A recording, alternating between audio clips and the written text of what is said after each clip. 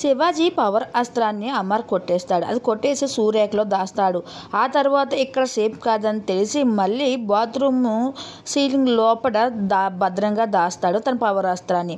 ఇక ప్రోమోలోకి ఒకసారి చూసుకున్నట్లయితే శివాజీ తన పవర్ అస్త్రం పోయిందని చెప్పి చాలా భయపడుతూ ఉంటాడు. బిగ్ బాస్ ఈ విషయం తెలిస్తే నాపై ఎలాంటి పనిష్మెంట్ పెడతాడు, ఎలాంటి షరతులు తీసుకుంటాడు అంటూ తను భయపడుతూ నా పవర్ అస్త్రం ఎవరు తీసుకున్నారో తెలిస్తే మటుకి అందరినీ ఊరుకోను, మరి నేను నా మాటలతో వాళ్ళ చంపేస్తాను, గుచ్చి చంపుతాను అంటూ వాళ్ళకి వార్నింగ్ ఇస్తాడు.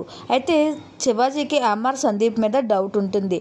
ఇక అమర్ మాత్రం పవర్ అస్త్రం ఇవ్వాలి కాబట్టి రేపైనా సరే నేను తీసానని తెలిసిపోతే తెలిసిపోని, నేనైతే తగ్గేదే లేదు అంటూ ఇమ్యూనిటీ కోసం ఆ పవర్ అస్త్రాన్ని ఇంక అమరే దాచేస్తాడు.